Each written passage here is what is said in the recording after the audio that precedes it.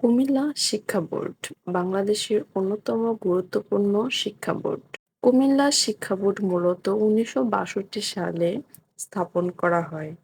এটি আগে ঢাকা এডুকেশন বোর্ডের অধীনে থাকলেও পরে এটি আলাদা বোর্ড হিসেবে গঠিত হয়। কুমিল্লা শিক্ষা বোর্ডের প্রধান কাজগুলো হলো এসএসসি ও এইচএসসি পরীক্ষা নেওয়া, পরীক্ষার ফলাফল প্রকাশ, স্কুল ও কলেজে স্বীকৃতি দেওয়া, শিক্ষা প্রতিষ্ঠানের নিয়ন্ত্রণ ও মান উন্নয়ন করা। কুমিল্লা বোর্ডের অধীনে মূলত ৬টি জেলা রয়েছে: কুমিল্লা, চাঁদপুর, ব্রাহ্মণবাড়িয়া, নোয়াখালী, ফেনী, লক্ষ্মীপুর। কুমিল্লা বোর্ড বাংলাদেশের ৯টি সাধারণ শিক্ষা বোর্ডের একটি। এটি মিনিস্ট্রি অফ এডুকেশন বাংলাদেশের অধীনে পরিচালিত।